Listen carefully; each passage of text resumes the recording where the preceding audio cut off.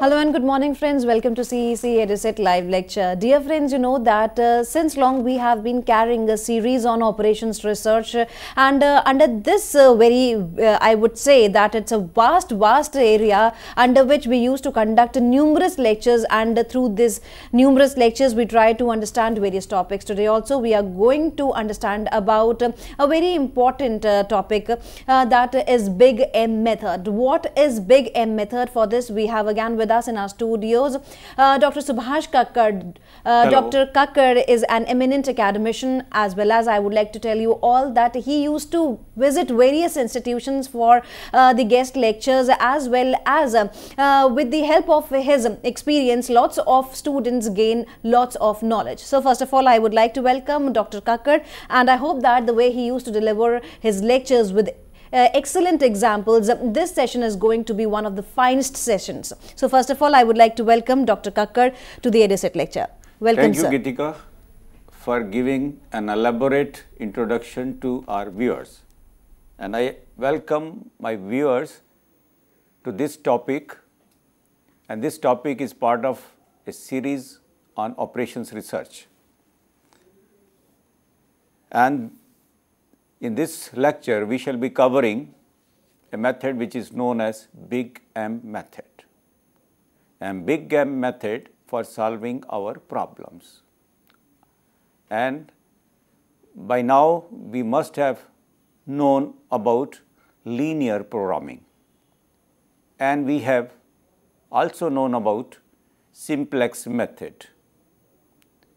Simplex method has a use to limited problems, but our problems are different, and how to solve them, a technique called Big M method is introduced, and we shall be using a part of simplex method in this Big M technique also, because we will have a slightly different procedure in the beginning, and then when that problem has been converted into simplex method, and then finally we shall be using simplex method to solve the problem.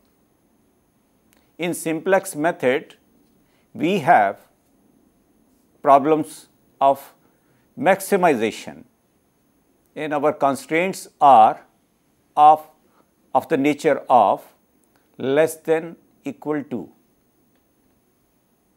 and we have also studied how to formulate the problem in the form of simplex procedure. But the problems which are of minimization nature and have the constraints of greater than or only equal to, then we have a problem in using just a simplex method.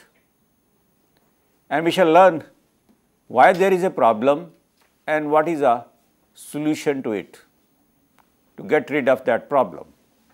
First, quickly we will review the simplex method, and then finally we will go to our Big M method. The linear programming problem, we know that all the objective functions and the constraints are in the form of linear equations.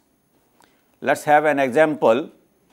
The problem is maximize z is equal to 16d plus 14c, and subject to constraints.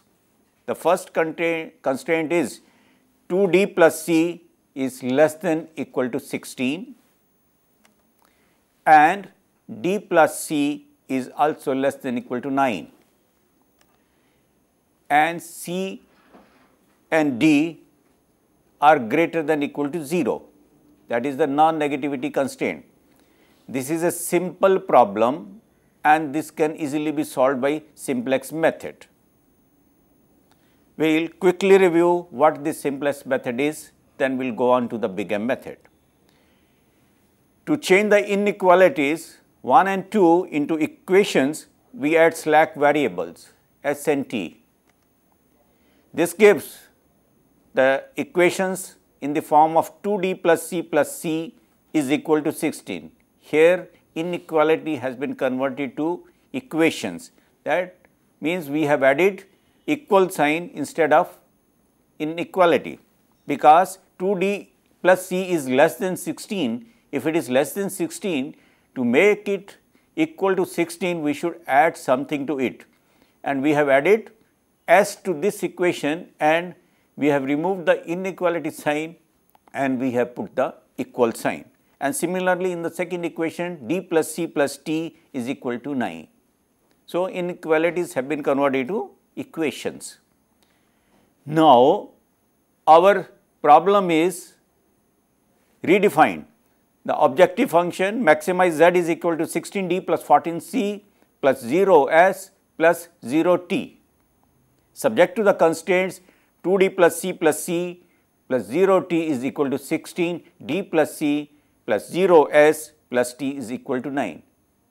One thing is to be noted, we have introduced S and T, two variables. In first equation, we have used S, that is why the coefficient of T is 0, and similarly in the second equation, we have used T, the coefficient of S is 0. Of course, C, D, S and T are greater than equal to 0. And this is a step-by-step guide to the simplex method. Now, the form initial tableau. The first table is to be made. How to make it? Just look at the slide. First is objective function Z is equal to 16D plus 14C plus 0S plus 0T, and Z is this objective function is to be converted to this form. On the right hand side, we want 0, Z minus 16D minus 14C minus 0S minus 0T is equal to 0. Now, the first table is being now prepared. Label the table with your basic variables and then S and T, and with your non-basic variables and D and C. Basic variables in the first row, just look at the first row D, C, S and T, and the first column S, T and Z, and the last column of course contains the value. Okay, now look at the slide how these are prepared. The first constraint 2D plus 1C plus 1S plus 0T is equal to 16. It is an equation. How these coefficients are entered into the table. These coefficients have been brought down. Coefficient 2 of D is written under D, and similarly other coefficients are written. In the second constraint also, again the coefficients are written in the table. This is the way how to bring the coefficients to the table, and similarly coefficients of the objective function are dropped down into the table. This is the objective function, and now the coefficients are dropped down. This is the way to make the first table, and then we will proceed further, and this is the first step in the simplex method. Okay. And this is the objective row. The bottom row is the objective row because it contains the objective function. And the next step is now obtain new tableau. Identify pivot column. What is the pivot column and the pivot row? We are going to explain it in a moment. This is our initial first table. Pivot column. The first column is the pivot column, and the criteria for selecting the pivot column is this is the most negative coefficient with corresponding variable D, and its column is called the pivotal column. D is now called the entering variable. Look at the last row, objective function row.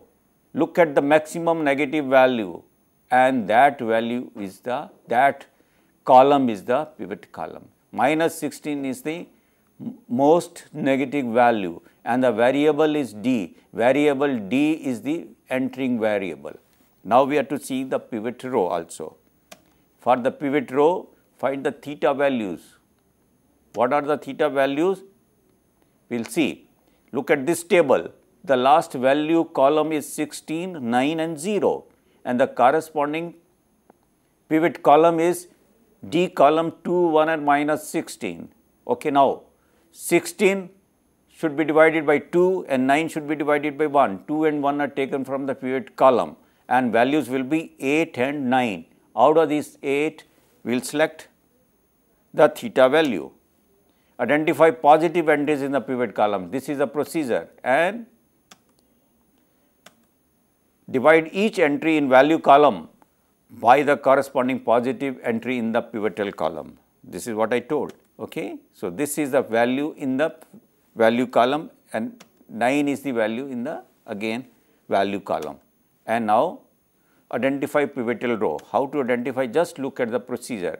First theta 16 by 2 8 and next theta 9 by 1 9. Out of these two, select the minimum value. The row with the smallest theta value is called the pivotal row. Okay. So, the row which has given the value 8 is the pivotal row. Here the pivotal row is the row 1.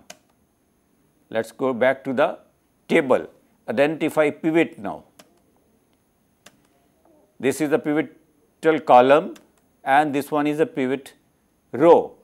Where they cross, that particular cell is the pivot point. So, pivot point is the point with value 2. This has been encircled also. This is our pivot, 2 is our pivot and pivotal row and the pivotal column. Next is the pivot. We have already found the pivot, identify the pivot and our now procedure will proceed from the pivot only. Replace the leaving variable with the entering variable. Now, next is the replace the leaving variable with the entering variable. Entering variable is now D and of course, divide all entries in the pivotal row by the pivot becomes 1. We will do that and suitable multiples of the pivotal row to all other rows until all entries apart from the pivot in the pivotal column are 0. We have to bring all the values in the pivotal column to 0. Okay, look how this is being done. We have identified the pivot. The first step is divide all the values in the pivotal row by the pivot, means we have to divide all the values with 2 and the values will now become, this is the leaving variable, S is the leaving variable and D is the entering variable. That process and that step is also to be carried out. So, D has been brought in and S has been removed. Divide all entries in the pivotal row by the pivot becomes 1. So, we have divided all the values by 2 and the new row is now 1, half, half, 0 and 8 because 16 has been divided by 2 and it gives us 8. Step 3, add suitable multiples of the pivotal row to all other rows until all entries apart from the pivot in the pivotal column are 0. Now, look at the pivot column, rest two values are 1 and minus 16 and these are to be brought to 0. So, we will work something on the pivotal row and then finally, we will take some step, we will take some action so that say first 1 should become 0, next minus 16 should become 0. The procedure is we can multiply, divide, subtract, add anything in the pivotal row and that procedure should be carried out on the other rows so that values in the pivotal column becomes 0.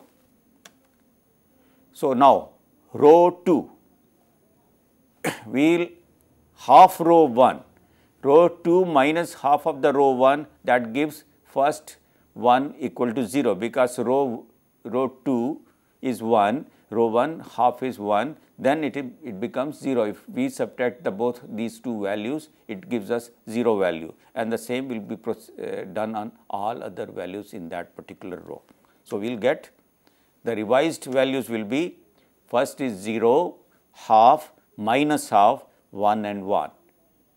It is simple because we have done on one cell and the same process is to be repeated on our other values and the new values will be 0, half, minus half, 1 and 1. So, we will replace this row having T.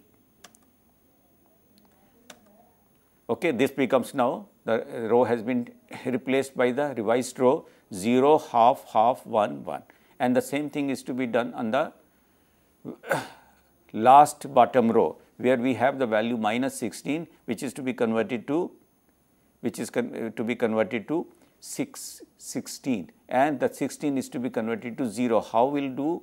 We will multiply the first row, earlier row, with the 2, or in this particular top table, we will multiply the first row with 16. All the elements in this particular row will be multiplied by 16, and then finally add it to the last row containing z, and the first will become 0, and all this process will be repeated on all other values, and we will have the values like 0, minus 6, 8, 0 and 128. Very simple. Again I will repeat, the first row is multiplied by 16, which was the pivotal row, and finally converted to pivot as 1, because we divided the initial pivot point by pivot point, and then it gave us 1, and 1 has been written. The same process is now completed on other values. Now we have the row containing D as the operating row, and we are multiplying all the values with 16, because we have to convert minus 16 into 0, and these two values will be added together, and finally we will have the value 0 in place of minus 16. So, the new values will be 0, minus 6, 8, 0 and 128, and then we will replace now these values. The new values are now again written here, and all these rows D, T, Z. First one is 1, half, half, 0, 8, 0, half, minus half, 1 and 1. Then the last row is now converted to 0, minus 6, 8, 0 and 128. And this is one phase of the problem is over, because one phase gives us a value of one row, and now the similar is to be repeated again. Similar phase will have to be carried out again. Let us do it. This is our second Tableau, and now pivoting will again be done. We will have the pivotal column, we will have the pivotal row, we will have the pivot, we will divide all the values by the pivot value, and we will bring this pivot to 1. Let us see how it is to be carried out. Follow the rules for finding a pivot on your second table. Pivot as before, and continue this process until there are no negative entries in the objective row.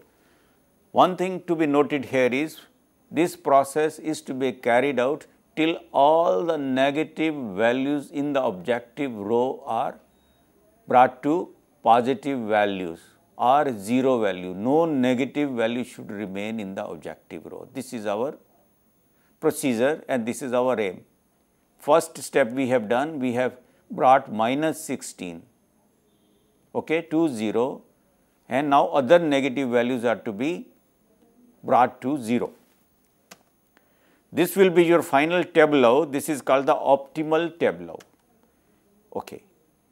We are repeating the same table now. Now we will find out the pivot, and how we are going to find out, we will repeat the procedure which has been carried out earlier. The maximum negative value on the objective row is found, and minus 6 is the only negative value, and this is the pivot column. And next pivot row, again we will have the theta values. We will divide the value 8 by half, we will divide the value 1 by half, we will get 16 and 2, and then the variable T row is now our pivot row. Pivot row and the pivot column are crossing each other at half, which is written with green color, that is our pivot. So, the same procedure is being repeated. This is our pivot row, and pivot row is now pivot divided by pivot, means half first pivot, and it is divided by half. The new row will be 0, 1, minus 1, 2 and 2.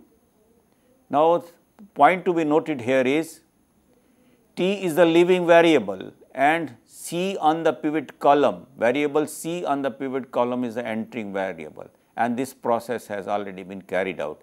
T has been removed and instead of T, C has been added. So, we will replace this row and we will have a new table.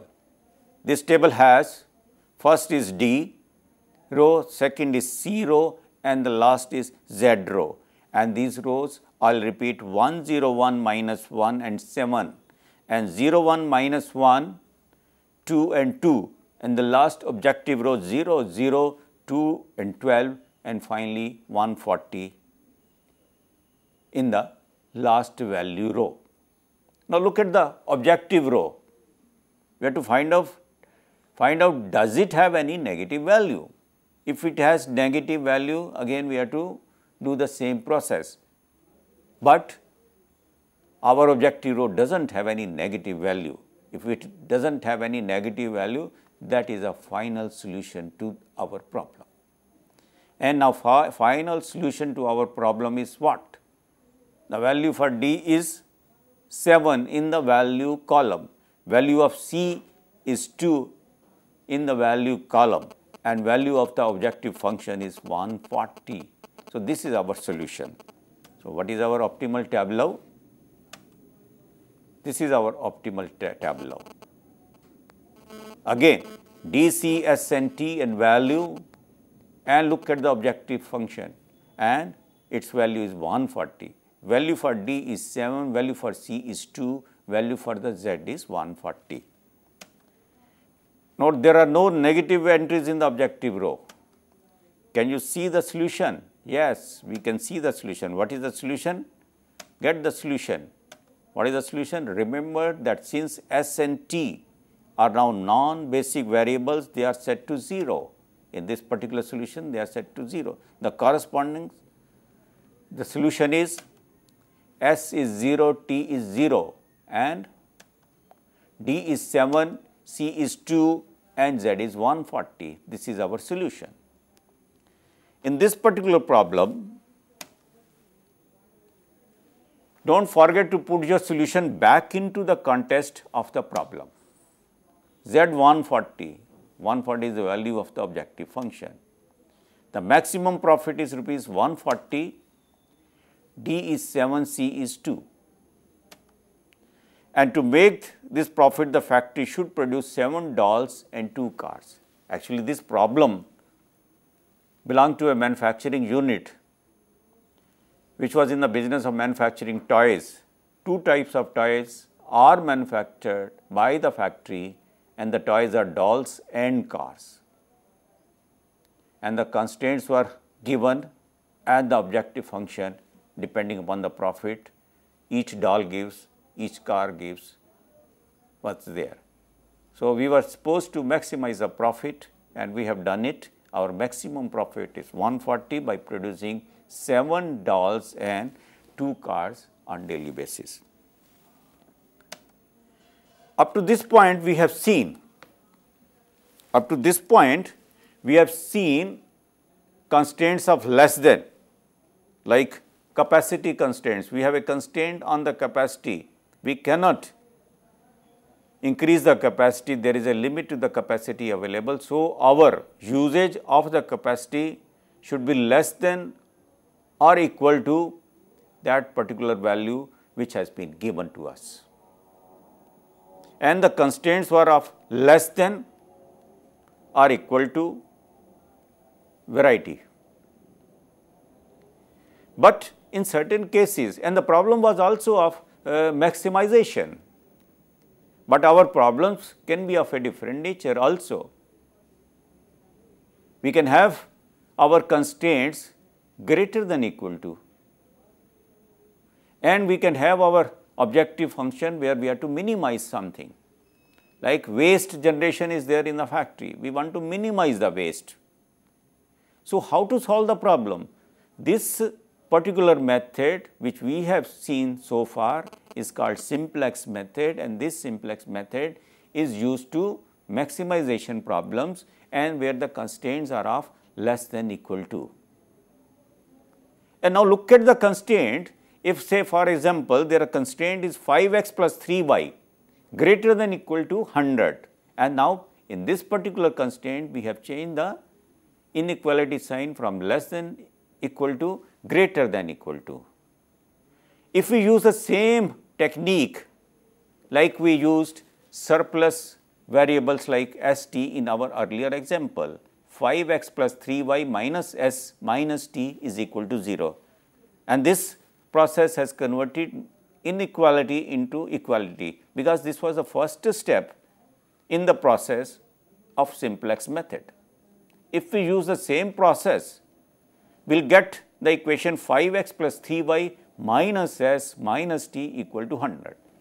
Why this negative sign has been used, minus s and minus t? Because in earlier example we used plus s plus t, because earlier we had constraint of something less than equal to, but in this particular example we have a constraint of greater than equal to. When it is greater than equal to, we have to use negative sign. Why negative? Because 5x plus 3 is greater than, is more than 100. So, something should be subtracted from here to make it equal to 100. That is why we have used minus sign in s and t. Now, look at the equation 5x plus 3 minus s minus t.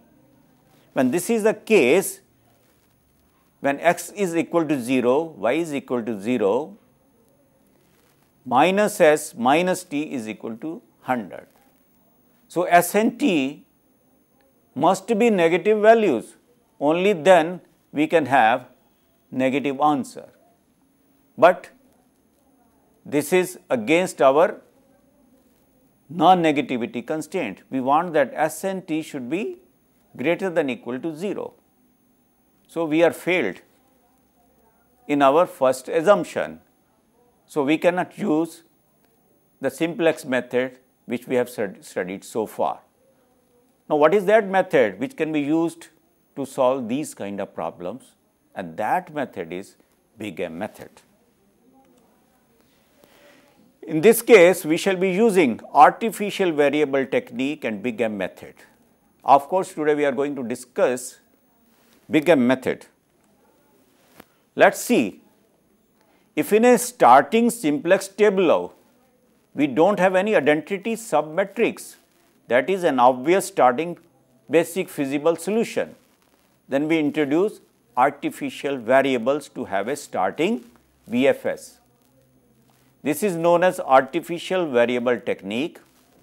There are two methods to find the starting basic feasible solution to solve the problem, the Big M method and the two-phase method, but in this lecture we discuss the Big M method only. And what is that method we are going to explain in detail. Suppose a constraint equation I does not have a slack variable, that is there is no ith unit vector column in the left hand side of the constraint equations. This happens, for example, when the constraint in the original LPP is either greater than or equal. Then we augment the equation with an artificial variable Ri to form the ith unit vector column. However, as the artificial variable is extraneous to the given LPP, we use a feedback mechanism in which the optimization process automatically attempts to force these variables to 0 level. This is achieved by giving a large penalty to the coefficient of artificial variable in the objective function as follows. Artificial variable objective coefficients are very large and these are denoted by m. That is why we have a Big M method, because m is very big quantity. We use minus m in a maximization problem and just m in a minimization problem. That is minus m in maximization and plus m in minimization, where m is a very large positive number. That is why we call it big M method. Okay. Let us have this example. Minimize. We have to study the minimization case first, because maximization we can do with our earlier simplex method, which we have already studied. And subject to the constraints 3x1 plus x2 greater than equal to 9, x1 plus x2 greater than equal to 6, where x1, x2 both are greater than equal to 0. That is a non-negativity constraint. Here two things are to be noted once again. First, it is a minimization case and our inequality signs are greater than equal to instead of less than equal to. Putting this in the standard form, LPP is minimize z is equal to 2x1 plus x2 and subject to the constraints 3x1 plus x2 minus s1 equal to 9, x1 plus x2 minus s2 equal to 6, where x1, x2, s1, s2 both all are greater than equal to 0. Here s1, s2 are surplus variables. As in our earlier example, those were slack variables. And note that we do not have a 2 by 2 identity submatrix in the left hand side. On the left hand side, there is no identity 2 by 2 matrix. We want identity 2 by 2 matrix. How do we have? We will just explain the procedure.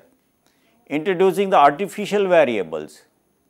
First S and T, S1 and S2 were surplus variables. Now we are going to introduce artificial variables R1 and R2, because there are two equations, then we have two artificial variables R1 and 2. The LPP is modified as follows. Minimize z is equal to 2x1 plus x2 plus mr1 plus mr2, where m is a large, big positive number, R1 and R2 are artificial variables which have been introduced. Subject to the constraints, and now constraints are 3x1 plus x2 minus s1 plus r1 equal to 9, x1 plus x2 minus s2 plus r2 equal to 6, whereas x1, x2, s1, s2, r1, r2 all are greater than equal to 0, means all are positive values. Now, in these equations, there exists 2 by 2 matrix, 2 by 2 identity matrix. Now, we can proceed further with our solution. Now, that we now have a 2 by 2 identity submatrix in the coefficient matrix of the constraint equations. Now, we can proceed further. How to proceed? We are going to explain. Look at the slide. 3x1 plus x2 minus s1 plus r1 equal to 9, x1 plus x2 minus s2 plus r2 equal to 6, x1 plus x2, s1, s2, r1, r2 greater than equal to 0, and z is 2x1 plus x2 plus mr1 plus mr2. This is our objective function. And now we will get the values of r1 and r2 from the first two equations, and we will put these two values in the objective function equation. Now, r1 is 9 minus 3x1 minus x2 plus s1, and similarly r2 is 6 minus x1 minus x2 plus s2. Now, we will put these two values in the objective function equation. Let us do it. Now, we have put the values now. The first equation is nothing but the objective function equation. Z is minus 2x1 minus x2 minus mr2 minus z is equal to 0. And now, putting the values of r1 and r2 in the form of x1, x2, s1, we want to eliminate R1 and R2. Okay? It becomes Z minus 2x1 plus x2 minus m within the brackets 9 minus 3x1 minus x2 plus s1 minus m within the brackets 6 minus x1 minus x2 plus s2 bracket closed and equal to 0. After simplification, we get values like this: z plus within the brackets minus 2 plus 4m, x1 plus within the brackets minus 1 plus 2m x2, and then minus ms1 minus ms2 equal to 15m. This is the form we can use it for our simplex method. From this point onwards, we will have our usual simplex method for getting a solution to a problem of minimization nature and having inequality signs greater than or equal to 0. How to do it? Again, we will proceed further. Now, we solve the above LPP by simplex method, which we have already studied. Again, table is made and the steps are carried out. First step, basic, our objective function and our variables are z, x1, x2, s1, s2, r1, r2 and the solution column. And our objective function z, again the values are, coefficient values are 1, minus 2, minus 1, 0, 0, minus m and 0 in the solution, because we have taken these coefficient values from our revised objective function equation, which has been earlier prepared. And similarly, for the constraints, we will have the coefficients. If the viewers want, we can go back to our earlier equation, and this equation is the bottom line equation z plus minus 2 plus 4m x1 minus 1 plus 2m x2 minus ms1 minus ms2 equal to 15. And from this equation, we have brought the coefficients into the table, and this is our table, and variables are taken and the coefficients are brought for the objective function row, and similarly for the constraints are done. First and then second, in the basic variable we have r1, r2 and the values are like 0, 3, 1, minus 1, 0, 1, 0 and 9. Similarly for r2 row 0, 1, 1, 0, minus 1, 0, 1 and 6. These values are coefficients in the constraint equations which have already been formed. And now, what to be done? What is to be done now? We are converting, we have already removed R1 and R2 from the equation which has already been explained earlier. So, we will take down those coefficients which are in the form of m, and R1 and R2 have coefficient 0, because in the objective function row we have already removed R1 and R2. This is the first step. The first step has already been carried out in the earlier slide, and the coefficient values have been brought here from that equation and entered into this particular table. These minus 2, minus 1, 0, 0, minus m were the earlier coefficients when we were taking R1 and R2 into account. Values of R1 and R2 have been replaced in the form of m, and the coefficients are revised, and that is why we have changed the coefficients. Coefficient for x1 is minus 2 plus 4m, coefficient for x2 is minus 1 plus 2m, coefficient for s1 is minus m, and similarly all other values have been taken. Now, we will proceed with our simplex method. Simplex method is, first we will find out the pivot, and then we will find out the pivot row, and the pivot will divide all the values with the pivot to bring the pivot to 1. This step is being repeated here now. This is our pivot. This is a minimization case. The maximum positive value is to be taken into the objective function row, and the column which has the variable x1 is the pivot column, and this particular is the pivot row. Because why? 9 divided by 3 is 3, 6 divided by 1 is 6. The minimum value is for the R1 row. That is why this is the pivot row, and the column containing x1 as the variable is the pivot column. 3 is the pivot. 3 is the pivot. Next step, divide all the values of this particular row having R1 by pivot by 3, and we will write the values like this. We have revised. X1 is now values are 0, 1, 1 by 3, minus 1 by 3, 0, 1 by 3, 0 and 3. And the slide shows this particular row. Again, it is shown in the slide all the values x1, 0, 1, 1 by 3, minus 1 by 3, 0, 1 by 3, 0 and 3. All the values have been divided by pivot, which is 3, and we get the revised values like this. Now, all the values in the pivot column are to be brought to 0. How to do that?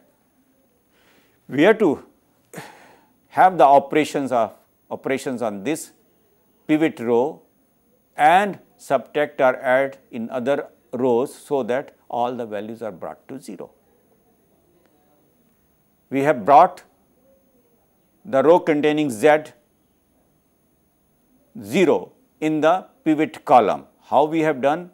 This is the statement which is given here. This is the revised values of the row are given, but how we have achieved is a detailed process, and we will now show how these have been given. And similarly for R2 are also brought and the values are given. Look at the values of the pivot column. Z is 0 and R2 is also 0. So, but x1 is the pivot row. So, we are not to worry about this particular row. We were to bring 0 values in the Z row and R2 row, and similarly for, and finally, we will see it for the this table also. This is the pivot column, this is the pivot row, and this is the pivot, and again we will divide it by pivot and we will get the revised values. These are the revised values. Okay, this is our pivot row which has been brought down here, and this is our objective function row. Again the values are written. The values in the objective row are 1, 0, 0, minus half, 1 by 2 minus m, 1 by 2 minus m, and 15 by 2. And x1, 0, 1, 0, 0, minus half, half, half, and minus half, and 3 by 2. And how we have done it? Look at this slide. First one, coefficient x1, how this has been achieved. Minus 2 plus 4m plus 2. We have added minus 2 plus 4m. After adding this, we are bringing the first coefficient, which is minus 2 plus 4m, to 0, and the coefficient of x1 has been brought to 0. And now I am showing you the detailed process, how these are carried out. And similarly, coefficient of x2, how this is done? We have to add minus 2 plus 4m. Coefficient of x2, 2 minus 4m divided by 3, again minus 1 plus 2m, and the value is 2 minus 4m divided by 3. Final coefficient is minus 1 plus 2m divided by 3. And similarly, coefficient of S1, we have to add minus 2 minus 4m divided by 3 and minus m. Similarly, we get 2 plus 4m minus 3m divided by 3, we get the values like minus 2 by 3 plus m divided by 3. Coefficient of S2, how this has been done? Coefficient of x2, 2 minus 4m multiplied by 0, and it gives us 0. And how the solution value has been changed? 3 into 2 minus 4m plus 15, again it gives us 6 plus 3m, and these values have been entered in the row in the working table which has already been shown, and this is how we have done these changes are shown clearly. And next is multiply, because the second now we have to do multiply by x2 row by 1 minus 2m by divided by 3 and add to z row. This will bring the value to the 0, value in the pivot column to 0. Coefficient of x2 minus 1 plus 2m plus 1 minus 2m divided by 3. This brings the value to 0. This is what we wanted. And similarly, coefficient for S1 half minus m divided by 3 plus within the brackets minus 2 plus m divided by 3 is equal to minus 1 by 2. And how these values are then finally changed. And the x2 is now changed to 0, 0, 1, half minus 3 by 2 minus half 3 by 2 and finally 9 by 2. And z value is changed 1, 0, minus 1 by 3 plus 2 m by 3, minus 2 by 3 plus m by 3, minus m, 2 by 3 minus 4 m by 3, 0 and 6 plus 3 m. And x1 row is also changed like this 0, 1, 0, minus 1 by 2, 1 by 2, 1 by 2 and minus 1 by 2 and gives the value 3 by 2 in the value column. And this is our revised table. And now we have to see the z row, does it have any now positive value left? If it has some positive value left, we will again repeat the process. Coefficient of z row.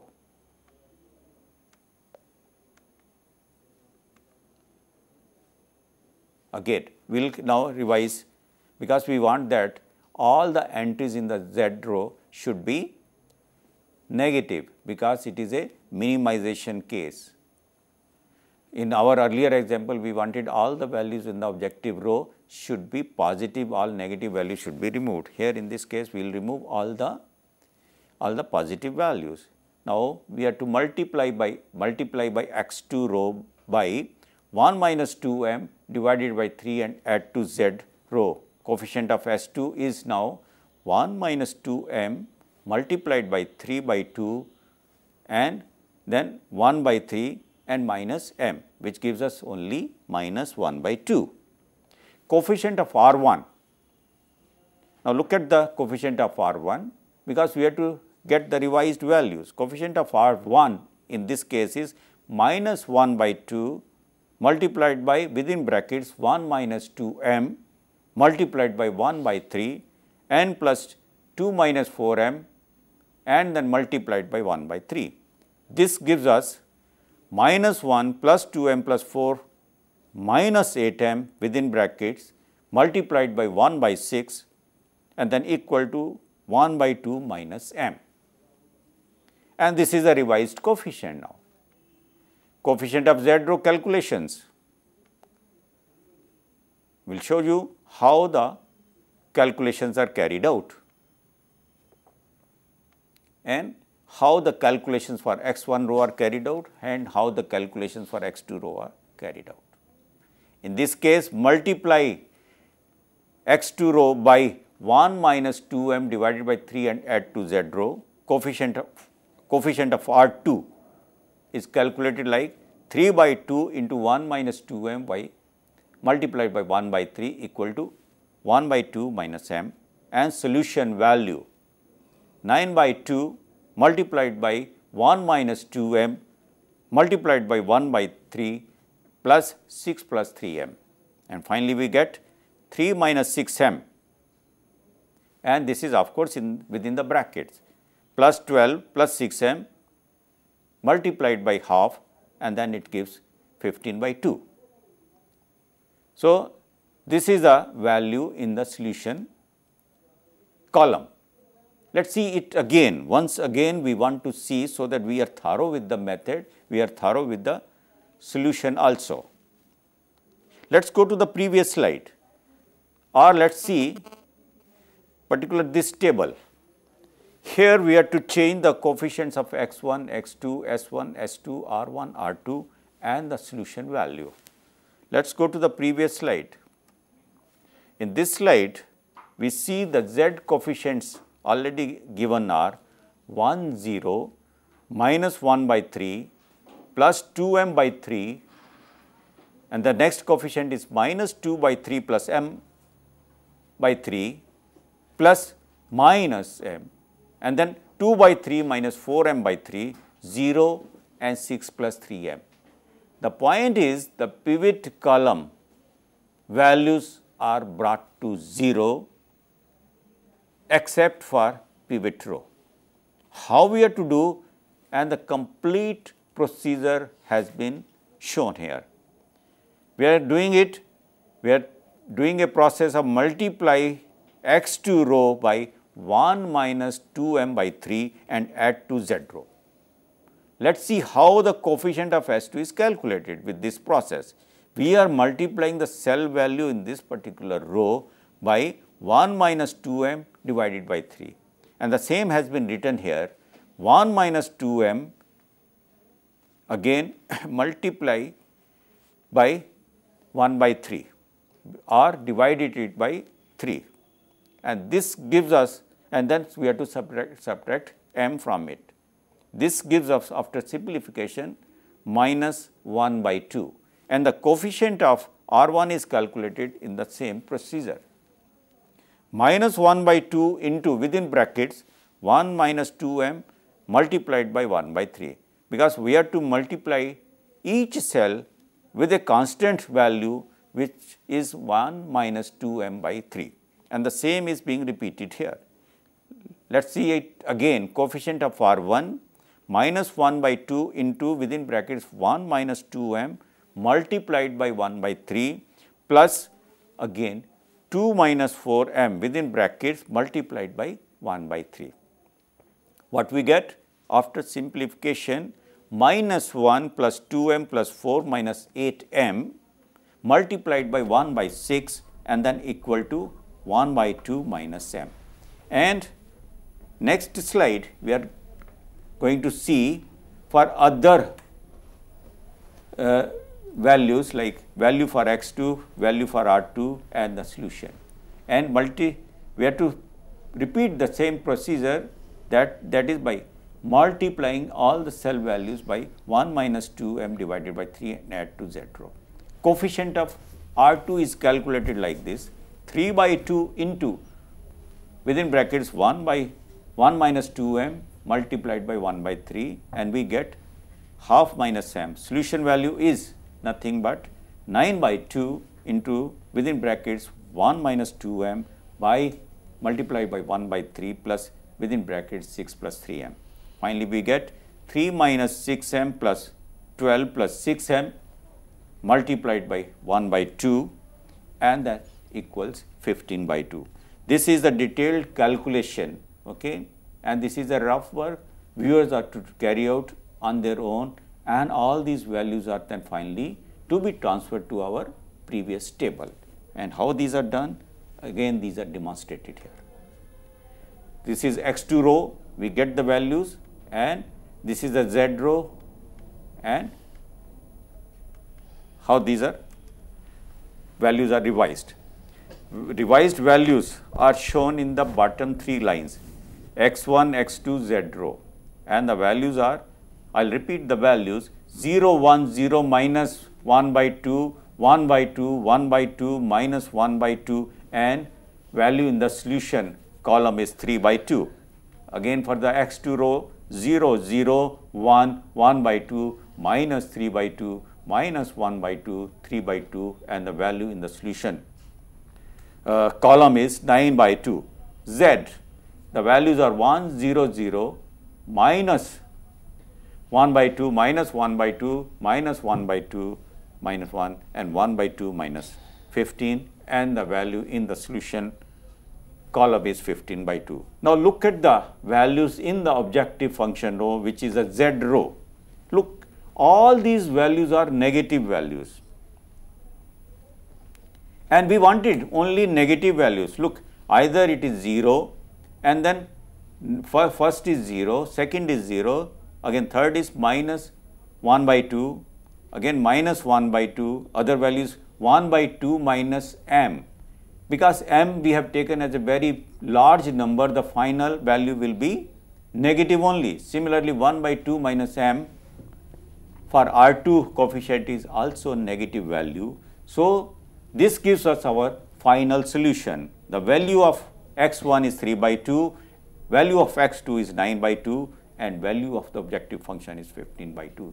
This is our answer, and this is the earlier table which has been repeated here.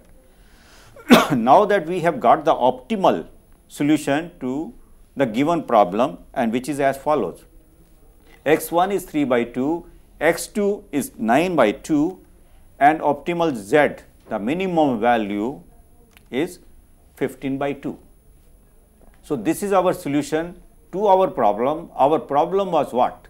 Minimization with the constraints greater than equal to, and all these constraints and the minimization were in contrast to our earlier first problem which we solved by simplex method. In this method, we have revised our simplex method and we have called it big M method. Big M method, initially we have to have a changed process as compared to the simplex method, and then finally we have to have simplex method to get to our solution.